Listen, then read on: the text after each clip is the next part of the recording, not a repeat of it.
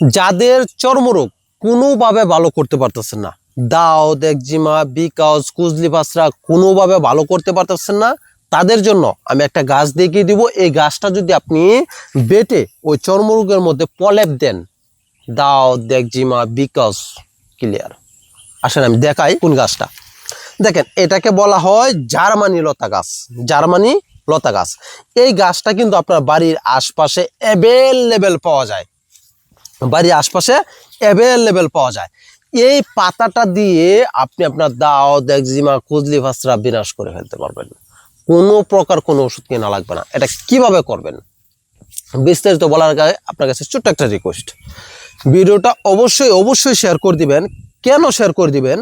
আপনি যদি ভিডিওটা শেয়ার করে দেন, এই শেয়ারের মাধ্যমে আপনার এখান থেকে ভিডিওটা অন্য কেউ দেখে যদি উপকৃত হয়, ভালো হয়, তাহলে আপনি একটা সদকা জারিয়া পাবেন, অর্থাৎ নেকের ভাগীদার হবেন। সেটা আপনার মৃত্যুর পর কাজে লাগবে। এবার আসেন আপনি কিভাবে এটা ইউজ করবেন। আপনাকে কি করতে হবে, কতগুলি পাতা তুলে নেবেন। এভাবে কতগুলি পাতা তুলে যদি আপনি শিলপাটায় বেটে নিতে পারেন তাহলে সবচাইতে ভালো। আর যদি শিলপাটায় না বাটতে পারেন, ঠিক এইভাবে আপনি ভালো করে এটাকে কেসলাবেন।